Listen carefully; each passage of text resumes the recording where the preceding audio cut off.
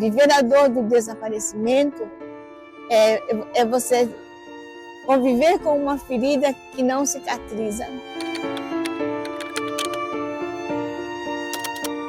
Eu não sei explicar o tamanho da minha dor. O tamanho da minha dor, porque, meu filho foi uma pessoa muito esperada por mim, muito. Esse dali foi muito esperado. E aí eu encontrava aqui tudo um silêncio, minha esposa chorando, os meus filhos também desesperados. Todo mundo fica desorientado, sem saber onde vai fazer. Meu nome é Ivanise Esperidião da Silva, tenho 62 anos e sou mãe da Fabiana Esperidião da Silva, que desapareceu em 23 de dezembro de 95.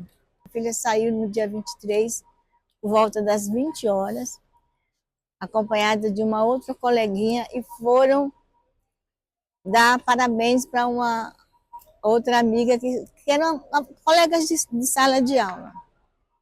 Só que não tinha festa, tanto que elas nem entraram na casa da colega porque estava se formando uma chuva.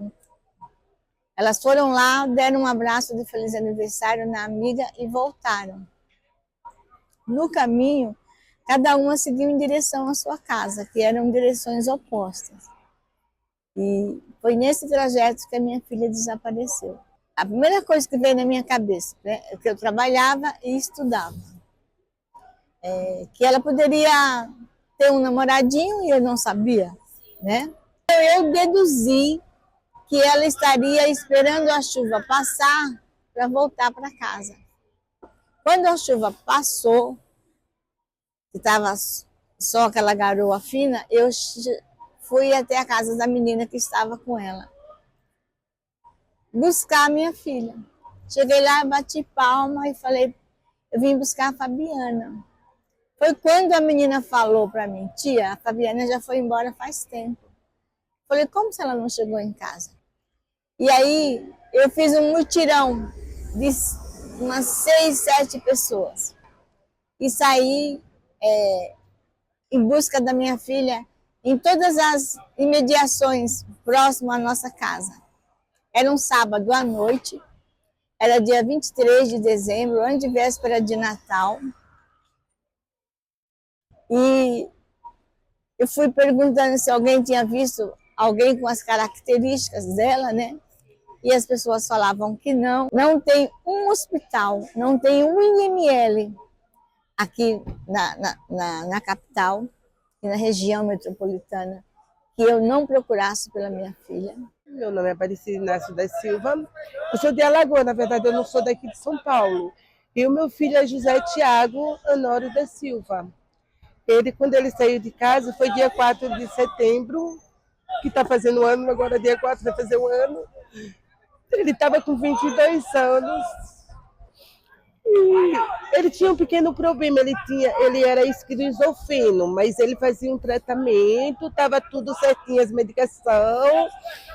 E ele saiu de casa do nada, ele falou 4 horas da tarde, ele estava dormindo, aí eu entro para trabalhar à noite.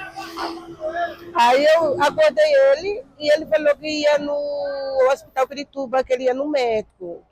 Aí ele foi, não chegou a ir no hospital, ele pegou o ônibus 8.300 do hospital, do terminal Pirituba e foi para o terminal Lapa. Era 4 horas da tarde isso. 6h30, ele falou comigo, ele estava voltando da Lapa. Ele pegou o mesmo ônibus que ele foi, 8.300, e voltou. Só que da Lapa para minha casa são 10 minutos de ônibus. E ele não chegou em casa. Desde depois do tempo, ele não chegou. Só que assim, eu cheguei em casa cansada, 10 horas da noite, eu olhei que ele não estava. Mas eu falei, ou ele está no médico, ou ele está com algum amigo. Eu vou dormir, eu estava cansada. Só que no dia seguinte que eu levantei, ele não estava na cama. Eu sabia que ele não tinha dormido, porque quando ele não dormia em casa era quando ele ia nas baladas, mas ele me avisava. E aí então eu fui atrás, corri atrás, aí eu fui na delegacia, fiz um BO e falei, ó, Dana, de onde que ele não tá? Ah, então, ele tá por aí. Só que até então Não tive mais notícia. Meu nome é Alberto Correia Santos, meu filho é Rodrigo Correia. A história do meu filho é... Meu filho desde pequeno tinha uma paixão, né? Trabalhar comigo. E aí eu trabalhei 20 anos na praça, né? Ele cresceu vendo eu já nessa profissão aí. E, ele não tinha a idade, né? Então eu ficava pedindo para ele, filho, quando você passar maior de idade, já que você quer trabalhar comigo, eu vou conseguir, né? Eu fui lá, preparei a documentação dele, né? Habilitação, cadastro na prefeitura, tudo certinho. E eu comprei o carro, montei o táxi para ele, né? Então, para mim foi uma satisfação, né? Eu falei, poxa, uma ferramenta de trabalho. Me deu vários abraços. Pai, você é o melhor pai do mundo, porque o menino com 18 anos, um Siena novo, em 2010, 2009 praticamente. E eu tinha também meu táxi, né? Então, ele estava feliz da vida, estava trabalhando comigo. Procurei colocar numa rádio táxi para trazer mais uma segurança. Ensinando ele, cheio de orgulho, porque ele chegava todo feliz da vida, um jovem, pai e filho da mesma profissão. E 18 de maio de 2012, numa sexta-feira, eu não estava em casa, ele abraçou a minha esposa e saiu como toda sexta-feira, né? Aos finais de semana ele costumava trabalhar período mais da tarde e uma boa parte da noite, chegava até virar a noite. E aí ele não voltou. E eu entrei em contato com a Rádio Táxi já não estava respondendo mais, porque estava fora de área. E depois eles receberam um telefonema que lá na Raposo Tavares, no quilômetro 18, encostou um táxi em frente a uma empresa. E aí eles viram a faixa da Rádio Táxi, o número, ligaram na Rádio Táxi, e aí, pelo número da unidade do carro, né, descobriram que era o meu filho. Eu já estava procurando, já estava desesperado. Porém, eu moro aqui na Zona Sul, e esse fato foi acontecer na Zona Oeste, né? Lá na Raposo Tavares, Jardim Apoador, Jardim João 23. E aí, fiquei sem chão, né? Porque me dirigi para lá com a minha esposa. Chegando lá, eu já busquei logo, encontrei o carro com a chave, perfeito. Fiquei apavorado, já abri o porta-mala, porque naquela época tinha uma prática de colocar as pessoas no porta-mala. E aí, meu filho novo, com pouca experiência, aí quando eu não vi ele no porta-mala, aí entrou aquele desespero. Aí, na verdade, a ficha não tinha caído. Eu achava até o momento que era só uma questão dele ter encostado ali, estar ali na proximidade mesmo, na casa de alguma amiga ou amigo. Aí depois abracei minha esposa e percebemos o tamanho do perigo, né? Que deixou chave no contato, documento. E comecei a abrir mão de tudo, procurar meu filho de lá para cá. Ali para mim táxi já não existia mais. Eu não tive mais condições psicológicas de dirigir o táxi, né? E aí começou a história do meu filho, partiu 18 de maio de 2012. Aquilo ali para mim foi como se abrisse um buraco, né, e me jogasse lá dentro, né? E aí encontrava aqui tudo um silêncio, minha esposa chorando, os meus filhos também desesperados. Todo mundo fica desorientado, sem saber onde vai fazer. Aí a imprensa tomou conta da situação, todas, né? Até tive um apoio muito bom, pessoal da Band, pessoal da Record, mas não encontrei meu filho até hoje. Para a polícia, para o Estado, os nossos desaparecidos é só números, eles são apenas um número. Eu não vejo o desaparecimento ser tratado como um problema de segurança pública, mas o Estado ele é omisso, ele é ausente, ele é negligente, entendeu? Ele é falho em todas as áreas. E nós acabamos fazendo o trabalho da polícia. Não importa a circunstância que aconteceu esse desaparecimento. O Estado tem a obrigação de nos dar essa resposta. Quando eu já tinha esgotado as minhas buscas na região, próximo à minha casa, eu acordei o pai dela, porque até então ele não estava sabendo de nada, ele estava dormindo. e falei para ele que nós tínhamos que ir na delegacia e fazer um boletim de ocorrência. Mas eu achava que quando eu chegasse lá, eu ia ser tratada, sabe, com acolhimento, eu ia ser tratada com respeito, e que a polícia ia fazer alguma coisa pela minha filha. E para minha surpresa, o delegado olhou para mim e falou assim: volta para casa, mãe. A sua filha deve estar com algum namoradinho. Até o dia amanhecer, ela volta. E ele disse para mim que mãe não conhecia filhos. Que os filhos na frente dos pais tinham um comportamento e quando os pais viravam as costas, eles mudavam, né, de comportamento. Por volta de umas 10 horas, eu voltei na delegacia de novo e quem estava de plantão era uma delegada e ela foi bem mais rude comigo. Ela disse para mim: você não sabe que tem que esperar 24 horas? Falei para ela: doutora, eu já ouvi esse argumento essa madrugada e eu só saio daqui quando a senhora me atender. Por que da minha insistência em fazer o boletim de ocorrência?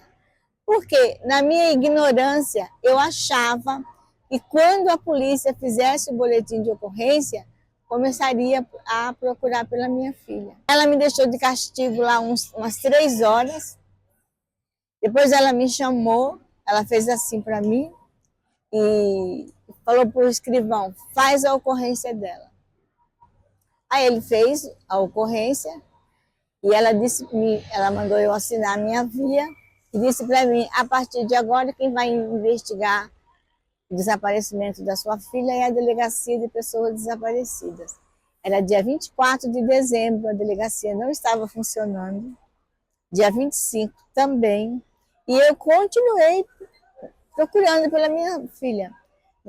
No dia 24, eu já estava procurando minha filha no IML, porque eu cheguei num distrito policial e um investigador falou para mim assim: você já foi no IML, mãe? Aí eu falei: fazer o que no IML, moço? Aí ele disse para mim: vá ao IML. Porque o IML é o último lugar que a pessoa vai buscar o seu desaparecido, vai procurar o seu desaparecido. E muitas vezes, quando chega lá, o desaparecido já foi enterrado como indigente. Achei que ninguém fez nada, porque assim, eu corri atrás da justiça, porque eu tinha pista do meu filho, eu tinha. Eles tinham como puxar as câmeras de Gafacó, eles tinham como fazer investigar o motorista do ônibus, se ele desceu antes, onde ele desceu. Tem, porque tem câmera nos ônibus. Não foi feito nada, fizeram pouco caso do meu filho. Então, assim, meu filho era um menino negro, meu filho gostava de andar muito arrumado, e era trabalho dele ou meu. E meu filho apanhava muito da polícia da rua até dos 12 anos. E envolvido com essas coisas, quando eu vi que ninguém deu notícia de uma, eu fui na corregedoria da polícia. Então, eu acho assim, um descaso, precisava de fazer algo pelas pessoas que estão desaparecidas. Porque como é que você, tipo, se eu ligo lá no DHPP hoje, não tem nada do meu filho. Tem que fazer tudo de novo, porque não fica o documento registrado no computador. E tipo, no dia que eu fui na corregedoria, aí eles falaram assim: olha, eles erraram aqui, a polícia errou aqui, errou aqui, errou aqui. A gente não temos, a gente não pode dar investigação a isso. Mas a senhora pode ir lá na delegacia agora.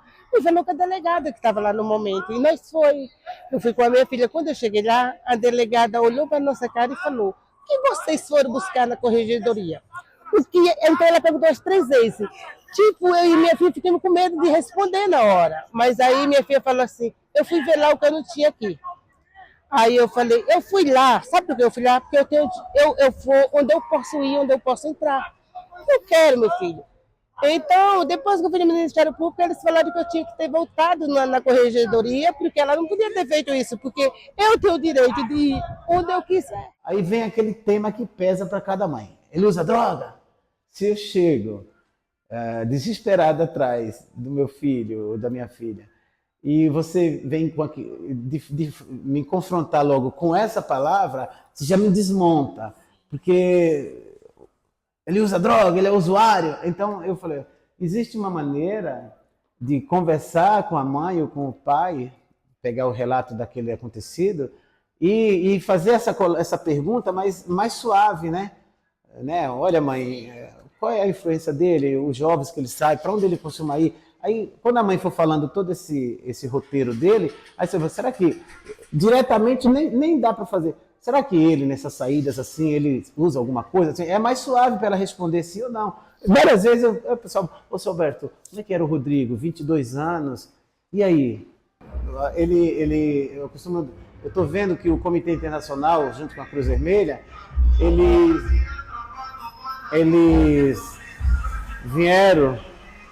entrou na nossa vida, de familiares de pessoas desaparecidas, como se fosse assim, ele traz um conforto, ele traz uma orientação, né? E eles esclarecem muita coisa, mas não é só para os familiares, eles têm um monte de reuniões com as autoridades, que com isso as delegacias foi se adaptando, né? De uma tal maneira que hoje eu quero deixar esse recado para as mães, que ainda tem aquelas que reclamam, tem muitas mães magoadas por conta do atendimento que teve, mas está mudando. A tecnologia veio também para mudar, ajudou bastante. É um ano sem notícia, nunca teve isso. E é muito difícil. Mas, assim, eu achei esse apoio nelas. Hoje eu não queria vir porque eu estou sem dormir. Até falei com ela falou, não, vou ver remédio para você. Porque me ajuda bastante. Eu sei que não só eu, tem outras pessoas do mesmo... Mas é muito sofrido, meu. É cada dor, cada um sabe o tamanho da sua dor, né? É diferente, a gente não sabe medir o tamanho da dor do outro. A gente sabe que está todo mundo nesse grupo, mas a dor é muito difícil. Eu acho que eu sempre falei, eu não sei se eu vou conseguir andar muito mais para frente. Porque às vezes eu me pego de casa, eu não quero sair, eu quero ficar. Graças a Deus que eu estou passando com a psicóloga e está me ajudando bastante. E eu estou atrás de um pedaço meu. Eu não sei explicar o tamanho da minha dor, é muito forte. Aí hoje eu vejo um descaso desse, a gente não tem condições de fazer nada. Tinha condições, é porque assim, meia mágoa foi. No lugar que o meu filho subiu, tem câmera. Eu tinha pistas. Eu puxei o papel no terminal da Lapa. Ele pegou o ônibus 6h30 da noite. Então, assim, tinha como eles me deram a notícia. E hoje, a minha dor é muito forte. Eu não sei explicar o tamanho da minha dor. O tamanho da minha dor, porque, meu filho foi uma pessoa muito esperada por mim. Muito. Esse dali foi muito esperado. Eu queria muito ser mãe, então meu filho mais velho. E quando meu filho chegou, eu parei tudo para cuidar do meu filho. E hoje eu nunca me vi longe. Passo o primeiro aniversário, ele não está. O primeiro aniversário dele foi agora dia 29 de julho. Aí agora já vai fazer um ano. Eu estou longe do pedaço meu que eu não sei onde está. Eu queria muito sentir aquele cheiro dele. Mas ele me dava um abraço, ele era muito carinhoso comigo e a gente brincava muito assim. Como eu criei ele salsinha, nós não tinha aquele negócio de filho e mãe dentro de casa, nós se respeitava assim, era mais amigo. E ele falava tudo para mim, tanto que ele era mais amigo meu do que a minha filha, ele contava tudo da vida dele para mim. E hoje assim, eu não sei onde contar o tamanho da minha dor, é muito grande. É muito grande. Minha casa, para mim, não tinha hotel melhor do que a minha casa. Hoje, para mim, não vale nada.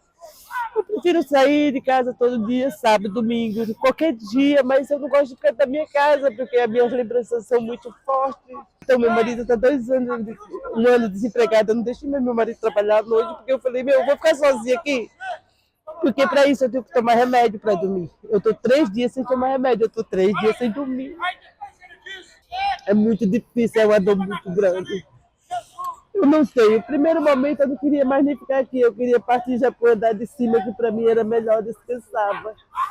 Porque às vezes eu pergunto até se Deus existe. Eu sei que Deus existe, mas a gente questiona. Será que Deus existe? Por que tanto sofrimento por uma pessoa só? Então, a Esperança na Rua é uma mistura de desespero assim na rua. Tive um encontro com a Ivaniz, né? E a Vera, das Mães da Sé, essas duas associações grandes. Encontrei elas e aí lá eu tomei conhecimento que eu não estava sozinho, né? Porque tinha 40, 50 mães ali na escadaria da Sé. E aí eu comecei a fazer parte dos encontros lá da Sé, com cartazes, com foto. E, e eu olhava, a minha esposa ia também, eu cheguei a questionar com ela a grande quantidade das mães e a ausência dos pais. Daí eu chamei a própria Ivanise, a Vera, e perguntei o que acontece. Porque naquele momento eu estava como linha de frente, eu abri mão do meu trabalho para procurar meu filho. Talvez não é o caso de outras famílias, né? Aí, Mães da Sé, quando eu falei Mães da Sé, só mulheres, era 40, 50, 30, e tinha 3, 4 pessoas, homens, mas às vezes quando eu ia conversar com eles, eles não eram o pai biológico, ele já era uma pessoa que estava convivendo com aquela mãe e tal, estava acompanhando, né? Aí eu vim para casa com isso, com essa ideia, né? Falei, poxa, primeiro que elas começaram a me pedir para colar a foto dos filhos delas, sabendo da insistência minha, que eu não parava, né? Eu várias noites dormia nas tendas, nos albergues, em tudo que é lugar atrás do meu filho, e eu comentava com elas lá na escadaria da Sé. Olha, seu Alberto, o senhor foi para onde? Eu fui para tal lugar, Zona Norte, Zona Leste, tudo que é lugar, colando foto. E elas me davam um monte de foto, né? Só que eu colava as fotos e aí as pessoas se aproveitavam, como até hoje, eles ligavam para as mães e passando um trote, né, torturando as mães. E aí eu comecei a me sentir mal, porque era eu que colava aquelas fotos. E a mãe recebia o telefonema, sendo torturada de madrugada, como a minha esposa. Aqui nós sofremos muito, tivemos até que tirar o telefone fixo, né? Aí eu questionei, falei, olha, não está dando certo.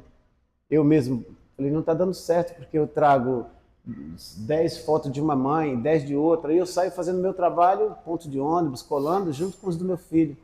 E assim como a gente recebia o trote, as mães estavam recebendo. Aí eu tive uma ideia. Falei, eu vou procurar um meio de eu criar uma ONG, né? Que eu possa procurar meu filho, procurar outros filhos de outras mães, mas sem colocar ela nessa situação. Como é que eu faço? Aí eu fui até o DHPP, a delegada da época lá, a doutora Maria Helena, conversei com ela, falei, doutora, eu nunca mexi com isso aí, mas eu estou em desespero procurando meu filho, estou assim, assim, assim, fazendo esse trabalho. Ela falou, realmente as mães sofrem muito, porque acorda de madrugada sendo, recebendo esses trotes, né? Aí eu falei, eu quero montar uma ONG, que tenha o telefone da ONG, onde eu possa divulgar e as pessoas liguem para mim, eu tomo conhecimento da situação e liga para vocês aqui na delegacia, para a gente ficar uma ponte aqui para ajudar essas famílias. Ao mesmo tempo que eu procuro meu filho, eu vou estar divulgando. Aí ela falou, tá bom, me deu um abraço, me desejou boa sorte, aí eu vim para casa e criei o nome. Aí a minha esposa me apoiou, meus filhos também, né? Em todo aquele momento de desespero, falou, pai, boa ideia, qual vai ser o nome? Eu falei, Esperança na Rua. Você não pode perder, não vou perder a esperança nunca. Eu beirei a loucura, eu cheguei à beira da loucura, a ponto das pessoas dizer que eu estava louca. Talvez eu estivesse mesmo, porque nenhuma mãe está preparada para perder um filho dessa forma. Quando foi um dia, uma amiga minha de faculdade me ligou e me deu o telefone de uma organização que tinha no Rio, que trabalhava também, essa organização chamava Centro Brasileiro em Defesa dos Direitos da Criança e do Adolescente. Então, eles trabalhavam com todo tipo de violação de direitos humanos. O desaparecimento era uma das causas que eles também trabalhava. E um dia eles me ligaram falando que a escritora Glória Pérez ia colocar dentro da novela Explode Coração depoimentos de mães que tinham filhos desaparecidos. E se eu queria participar da novela. E foi assim, a chance que eu tive e que eu aproveitei para divulgar minha filha. E aí nós gravamos a novela. Eu te confesso que eu achei que eu ia encontrar minha filha através da novela. No dia seguinte fui procurada por duas jornalistas de dois grandes jornais de circulação daqui, e elas me perguntaram como foi que eu fui parar na novela Explode Coração. E aí eu contei e fiz um desabafo. E no último parágrafo da minha entrevista eu coloquei que se alguém tivesse passando pela mesma situação que eu e quisesse me ligar, deixei o número de telefone. E para minha surpresa, no dia seguinte o telefone começou a tocar por volta das 8 horas da manhã e não parou mais. E aí eu marquei com aquelas pessoas de no próximo domingo a gente se encontrar na Praça da Sé, nas escadarias. E no dia 31 de março de 96, eu cheguei aqui por volta das 9 horas da manhã e essas escadarias estavam repletas de ponta a ponta, de mães, né? Mães que vieram de várias cidades do interior. E aí, naquele dia, a imprensa em peso estava aqui, né? E todas as matérias que saiu, nasceu em São Paulo um movimento de mães de filhos desaparecidos, as Mães da Sé. Então, não fomos nós que escolhemos esse nome, foi a própria imprensa que nos intitulou com esse nome. E aí eu não parei mais. E a partir daquele dia, eu transformei a minha dor numa luta. Não só pela minha filha, mas por todas aquelas mulheres que aqui estavam, talvez buscando em mim o seu último fiozinho de esperança. E essas mulheres, elas fazem parte da minha vida, da minha história, porque foi com elas que eu aprendi a dividir a minha dor, foi com elas que eu aprendi, que eu fui me fortalecendo. Porque quando você vive uma dor solitária, ela dói mais. A partir do momento que você compartilha da mesma dor com outras pessoas, ela vai ficando mais leve, você vai aprendendo de uma forma mais amena. Já se passaram quase 30 anos. Nesse tempo, eu tenho mais de 12 mil mães que cadastraram seus filhos conosco. Temos quase 6 mil pessoas encontradas, entendeu? Não encontrei minha filha ainda, mas a cada pessoa que eu encontro através desse trabalho, eu vejo a minha filha em cada uma delas. E mantendo acesa a chama da esperança de um reencontro único, mesmo sem saber o dia e a hora que ele possa acontecer. Mas é uma coisa que eu não desejo para ninguém. Viver a dor do desaparecimento é você conviver com uma ferida que não cicatriza, conviver com uma dor que não tem remédio, entendeu? E viver um luto inacabado. A dor da incerteza, ela é 1000 vezes pior que a dor da morte.